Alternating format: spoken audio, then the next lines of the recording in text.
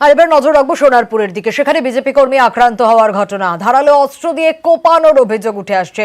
BJP কর্মীর স্ত্রী ও ছেলের উপরও হামলা হয়েছে বলে অভিযোগ। সোনারপুরে বিজেপি কর্মী আক্রান্ত, কিন্তু কিভাবে এই ঘটনা ঘটলো, কেন আক্রান্ত হতে হলো বিজেপি কর্মীকে, আরো বিস্তারিত জানবো। তবে তার আগে আরো একবার জানাই, সোনারপুরে আক্রান্ত বিজেপি কর্মী, প্রত্যক্ষদর্শীরা কি বলছেন শুনুন।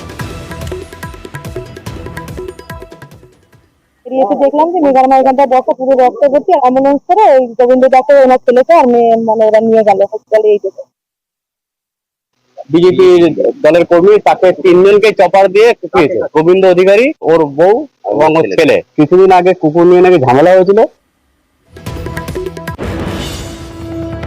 অর্পণ রয়েছেন আমাদের সঙ্গে। অর্পণ, কি কারণে এই অশান্তির ঘটনা, কেন ধারালো অস্ত্র দিয়ে কোপানো হলো যে অভিযোগ উঠে আসছে, সূত্রপাত ঠিক কোন জায়গায়?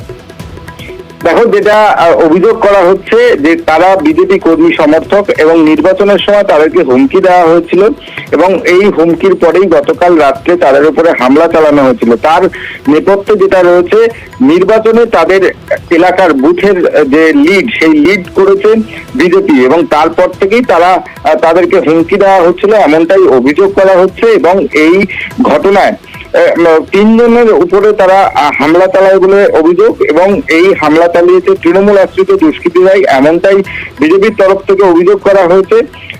যারা আহত তারা প্রত্যেকেই কলকাতার হাসপাতালে ভর্তি রয়েছেন এবং এই ঘটনা বিজেপির তরফ থেকে যে অভিযোগ করা হচ্ছে তৃণমূল আশ্রিত দুষ্কৃতীরা তারা হামলা চালিয়েছে, সমস্ত অভিযোগ অস্বীকার করেছে তৃণমূলের পক্ষ থেকে যেটা জানানো হয়েছে যে একটি এলাকায় কুকুরকে মারা, অর্থাৎ পোষ্য কুকুরকে মারাকে কেন্দ্র করে বিবাদ বাঁধে এবং পারিবারিক সমস্যা এটা, এর সঙ্গে রাজনৈতিক কোনো রং নেই।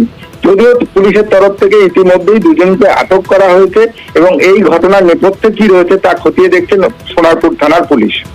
বেশ।